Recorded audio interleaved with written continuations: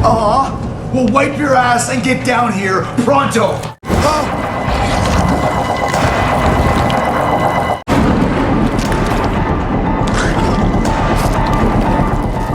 Okay, let's go.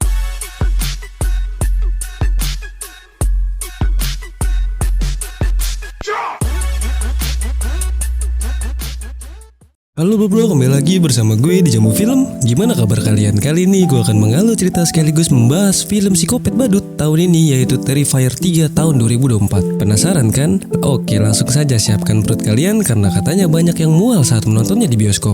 Oke, daripada kelamaan, ya udah langsung aja kita mulai alur ceritanya. Oh iya, kalau kalian suka dengan channel ini jangan lupa subscribe ya, biar nggak ketinggalan video menarik lainnya.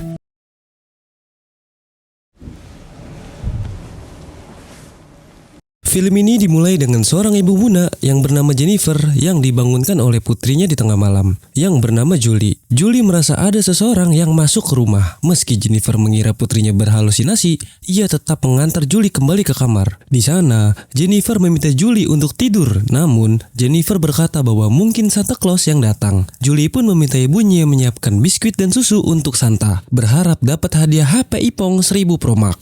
If you go to sleep right now, I'll go downstairs and leave them a plate. Okay? Saat kembali ke kamarnya, Jennifer kesal mendapati pintu depan lupa dikunci oleh suaminya. Di malam yang semakin larut, Julie yang penasaran mencoba mengintip siapa yang datang. Namun, alih-alih Santa, sosok yang terlihat Julie malah membawa kapak dan menuju loteng. Sontak Julie panik saat Santa berdarah-darah keluar dari kamar kakaknya dan memasuki kamar Jennifer.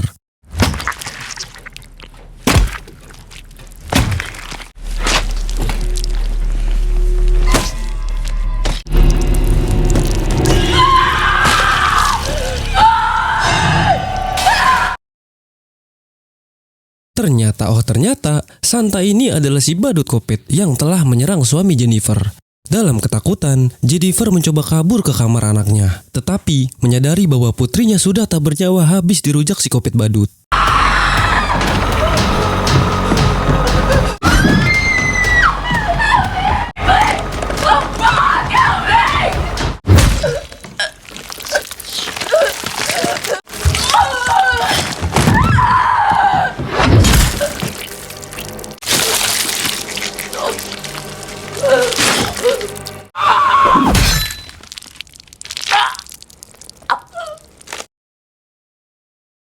Setelah aksinya, si badut dengan santai menikmati biskuit dan susu yang disiapkan untuk Santa.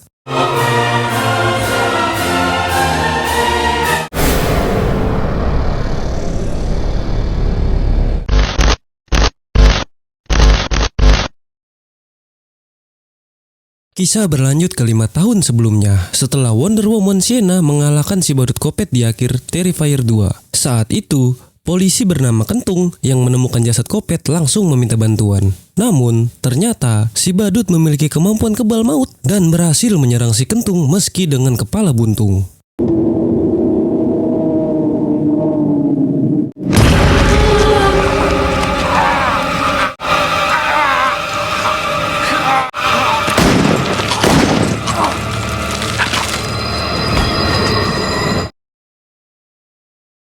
Sungguh tak manuk akal, sambil menggunakan kepala si Kentung, si badut terlihat OTW untuk mengambil kepalanya yang baru saja dilahirkan di rumah sakit Gelo. Di rumah sakit, Chris Jericho panik saat mendengar rekan kerjanya, Alexa, berteriak. Betapa kagetnya ia melihat Victoria, wanita yang melahirkan kepala badut, tengah memakan rekannya.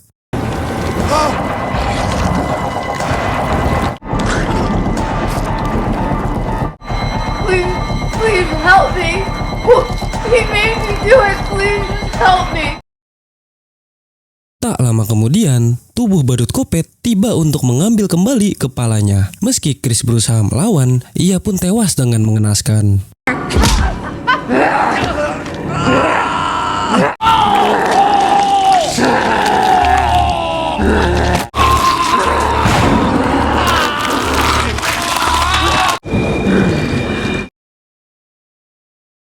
Sekarang, Victoria bersekutu dengan si badut kopet dan bersama-sama menuju markas kopet. Di perjalanan, mereka berpapasan dengan pengamen bernama Sigit yang terpesona dengan kostum mereka. Sesampainya di markas, si badut memakai kostum ngamen Sigit. Rupanya, Sigit pun menjadi korban berikutnya.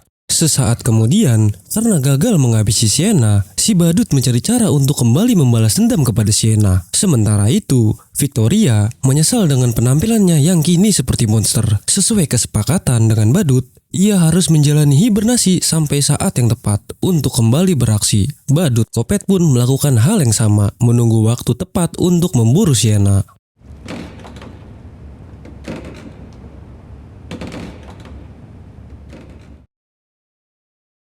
Cerita berlanjut ke masa kini. Saat Sienna baru saja pulang setelah 5 tahun kuliah di luar negeri, kini ia diajak oleh pamannya, Greg, untuk tinggal bersama keluarganya. Greg merasa iba karena Sienna hanya memiliki adik laki-laki sebagai keluarga yang tersisa. Sienna berterima kasih atas kebaikan pamannya.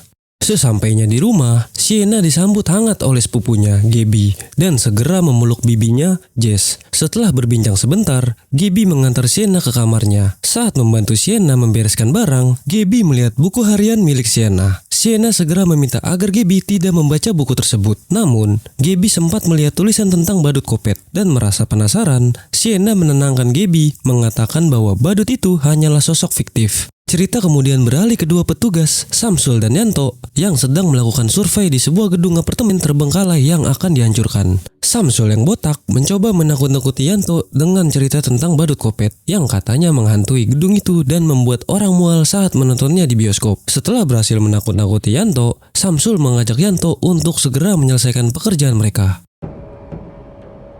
Of course I'm fucking with you. Namun, ternyata benar saja badut Kopet masih duduk di kursi goyang.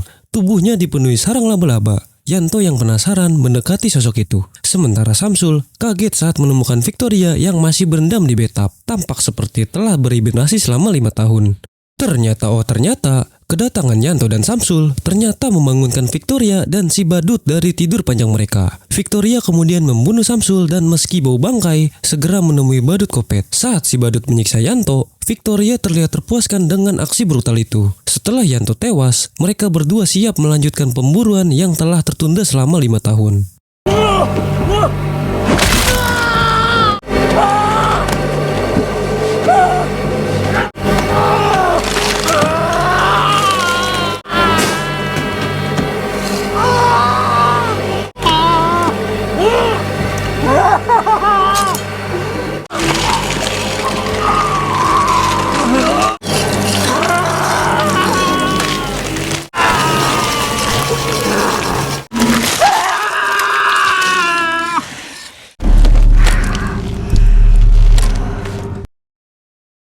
Cerita kemudian beralih ke adik laki-laki Sienna, Jonathan, yang bersekolah di Ojons High School. Suatu hari, teman-teman sekolahnya, Cole dan Mia, terkejut saat aksi mereka ketahuan oleh Jonathan. Namun, bukannya marah, Mia malah merasa tertarik pada Jonathan. Menurut rumor, Jonathan pernah diteror oleh badut psikopat dan Mia berpikir ini kesempatan bagus. Ia pun mengajak Jonathan membuat podcast untuk membahas kisah horor yang pernah dialaminya, berharap akan menarik banyak penonton. Dengan percaya diri, Mia yakin pesonanya yang bagaikan gitar Spanyol akan membantu membuat konten mereka semakin menarik. Namun, Jonathan yang masih trauma menolak untuk menceritakan pengalaman menyeramkannya itu. Tak lama kemudian, Jonathan mendapat telepon dari kakaknya, Sienna, yang mengabarkan bahwa dia sudah pulang dan kini tinggal di rumah pamannya. Mendengar kabar ini, Jonathan merasa senang dan ingin segera bertemu Sienna. Di malam harinya, si badut Kopet terlihat sedang merancang senjata baru dengan nitrogen cair. Badut tersebut merasa puas saat uji coba berhasil, di mana seekor tikus langsung membeku ketika terkena senjatanya.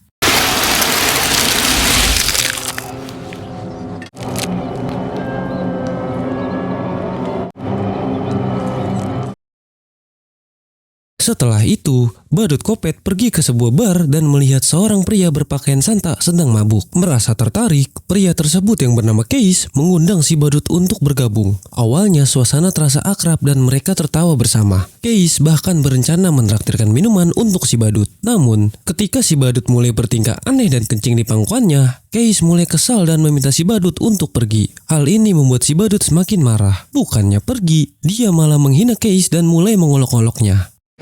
I'm not gonna tell you again. Oh fuck. Oh fuck. I'm smoking. Oh God, smoking. No, no, no, no, no, no, no.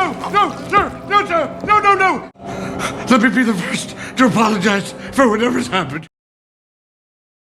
Tak lama kemudian, Case menyaksikan teman-temannya tewas di tangan si badut. Ketakutan, Case mencoba meminta maaf dan bahkan menawarkan kostum Santanya sebagai hadiah untuk meredakan kemarahan si badut.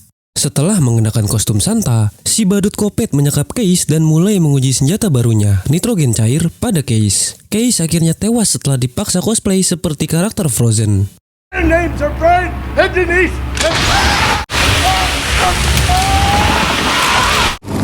No!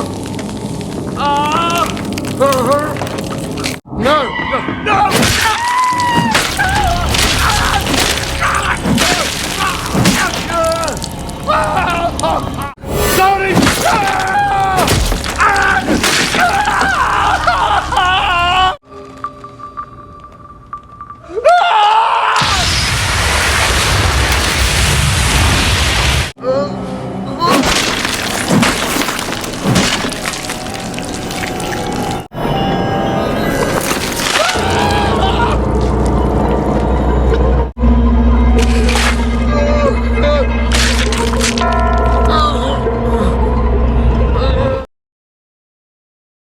Sementara itu, di Ojon Mall, Sienna yang menemani Gaby berbelanja tiba-tiba mendengar suara mengerikan dari speaker dan teringat akan sosok badut Kopet yang pernah menerornya 5 tahun lalu.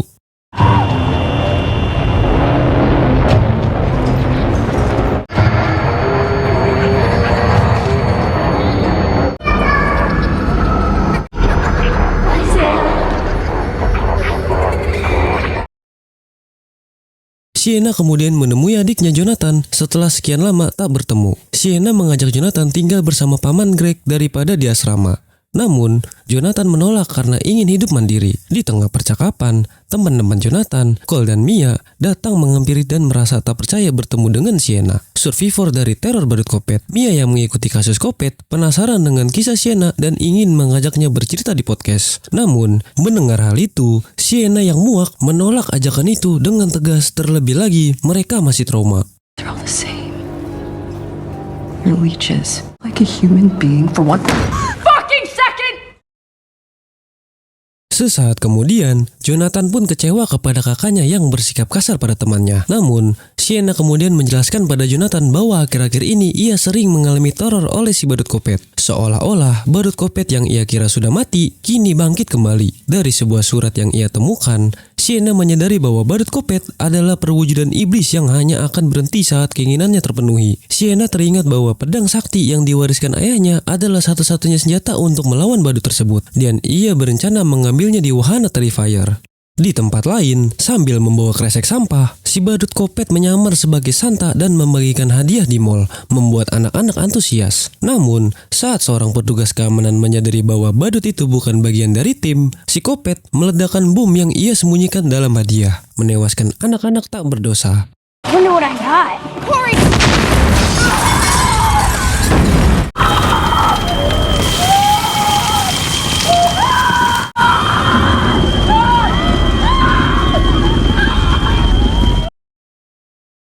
Sepulangnya dari wahana Terrifier, Sienna menyembunyikan pedangnya di dalam kado. Lalu ia simpan di tumpukan kado Natal.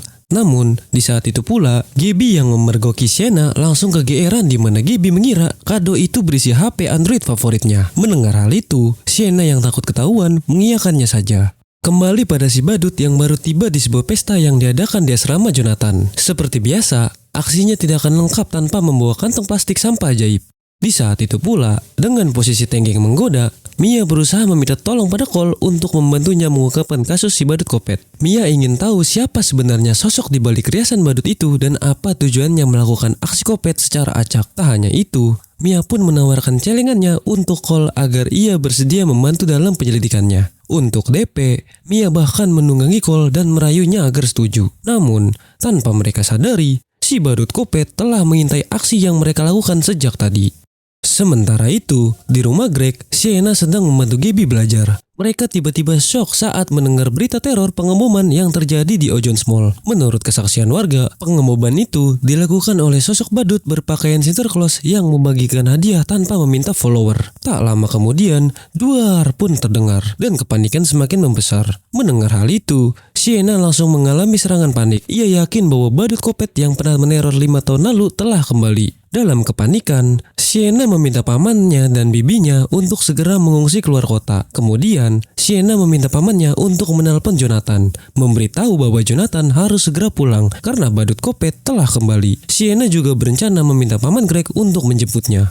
Singkat cerita, setelah Sienna tidur, Greg pun berpamitan untuk pergi menjemput Jonathan kembali ke asrama. Di tengah perhelatan gabrut Mia dan Cole yang begitu dahsyat, tiba-tiba badut kopet bergegas mengambil gergaji mesin untuk menghentikan kemaksiatan yang terjadi. Sungguh naas, Mia pun sekarat dalam keadaan hina setelah tubuh buhay yang selalu ia gunakan untuk bermaksiat hancur berkeping-keping. Lantas, si badut kopet pun memberikan kacamata alaynya pada Mia.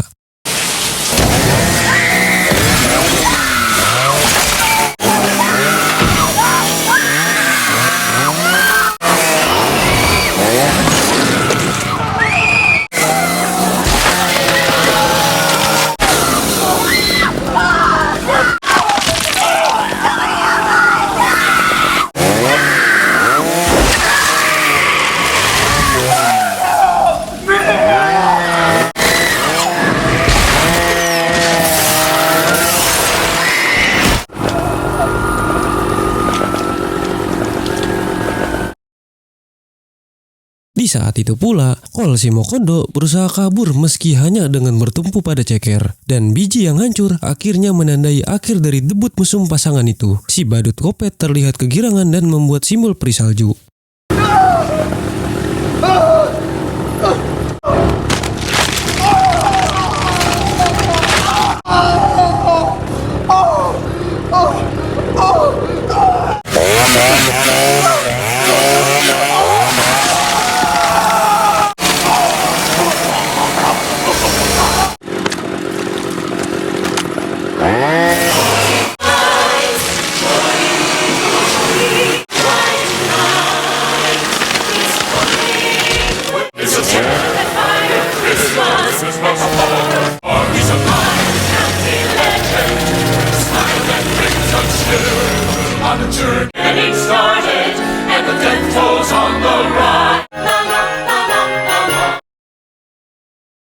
Kembali ke rumah, di tengah malam, Gabby yang mendengar suara aneh segera mengeceknya.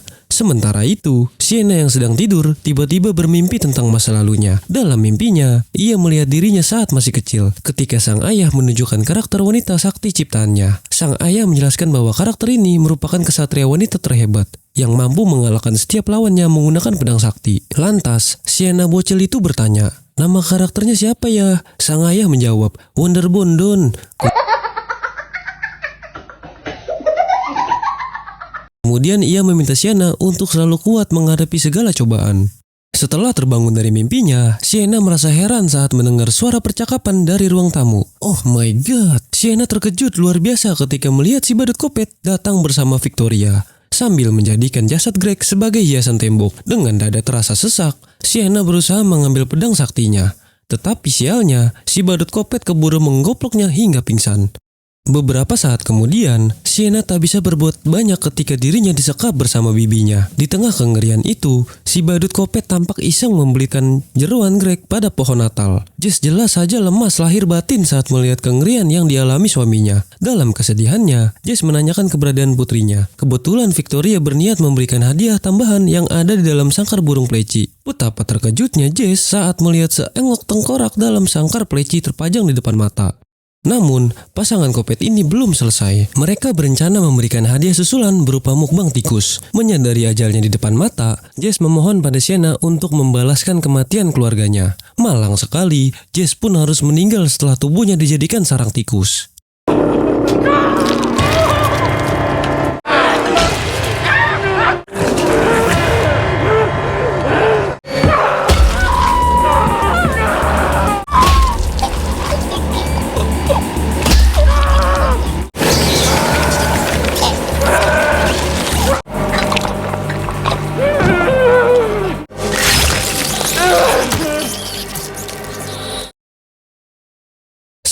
puas membuat Sienna jatuh mental, kini Victoria siap melakukan ritual pemindahan jiwa ke dalam tubuh Sienna yang bohai. Sambil memasangkan mahkota ruyuk berduri, Victoria berkata, "Kini tubuhmu adalah milikku, dan kau akan tinggal dalam tubuh mengerikan ini," ucap Victoria. Tapi sebelum itu, Victoria memberitahu Sienna bahwa tengkorak itu bukanlah tengkorak Gaby. Ketika Gaby dibawa masuk, Sienna bertanya, "Kalau begitu, tengkorak siapa itu?" Betapa terkejutnya Sienna saat menyadari bahwa tengkorak tersebut adalah milik Jonathan, adiknya sendiri. Merasa Sienna sudah benar-benar terguncang mentalnya, Victoria segera memulai ritual pemindahan jiwa. Namun, tanpa diduga, perlawanan Sienna berhasil menggagalkan ritual tersebut.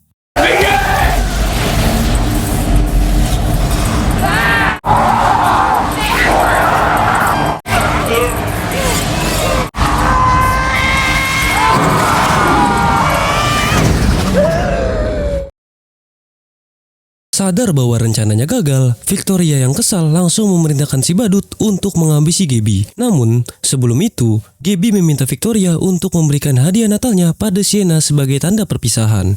Tidak ingin Sienna bertindak macam-macam, si badut terlebih dahulu menggeprek tangan Sienna hingga penyet. Namun, situasi pun terbalik dan kini Sienna bergegas menghabisi Victoria. Akhirnya, Victoria pun modar bagai hantu jeruk peras. Tetapi, tiba-tiba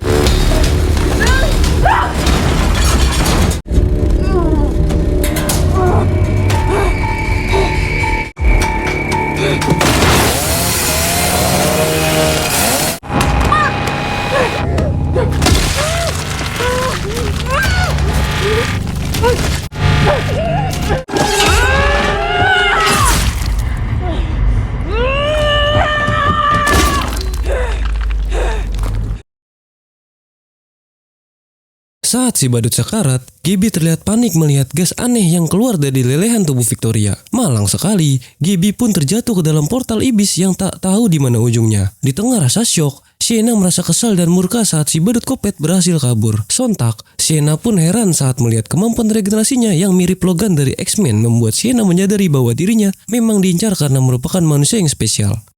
Singkat waktu, si badut yang kelelahan terlihat menunda aksinya. Ia pun memutuskan untuk pulang menggunakan bus Damri.